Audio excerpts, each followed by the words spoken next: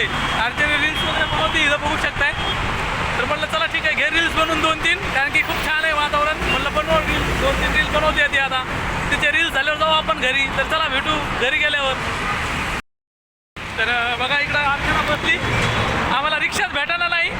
तर बसलो तर आम्ही इथं थोडं पटरीच्या बाजूला, रोडच्या बाजूला. इकडं हायवे आहे मोठा. तर बघू आता रिक्षा कधी येतोय काय होतं. म्हटलं चला थोडासा एक व्हिडिओ काढावा. थोडं बाहेर आलो होतो, आमचं काम बँकेमध्ये होतं पण झालं नाही. तर म्हटलं चला जाऊ द्या, आता जाऊ घरी. आता दुपारचा टाईम झालेला आहे. तर म्हटलं चला थोडासा व्हिडिओ काढून अपलोड करावा. आवडला तर लाईक करा, सपोर्ट करा, कमेंट करा.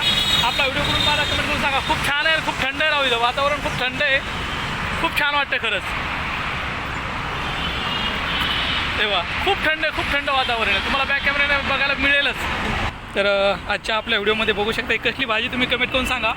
पटरीच्या बाजूला ही भाजी लावलेली आहे बघा. खूप छान अशी भाजी आहे. पण पालकची आहे की आंबट चुका आहे मला माहिती नाही. तुम्ही कमेंट करून सांगा. हे बघा ट्रेन आली, ट्रेन. आणि हे बघा ह्या असा रोड आहे बघू शकता. Highway national.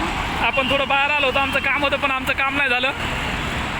तर बघा व्हिडिओ आवडला तर लाईक करा, कमेंट करा, सपोर्ट करा.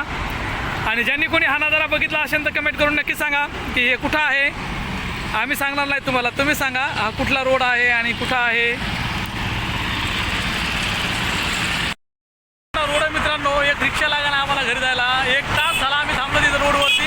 एक रिक्षा लागेल. बस स्टँड आहे पण बस स्टँड खूप लांब आहे इथून आणि ऊन खूप पडलंय. अर्चनाला बोललं चल बस स्टँडवर जाऊ. अर्चना येतच नाही बस स्टँडवर. आता अर्चना बोलतो इथूनच रिक्षाने जाऊ. इथं रिक्षा तर काय थांबत नाही. आता बघू अजून 5-10 मिनटं रिक्षा थांबते का. तर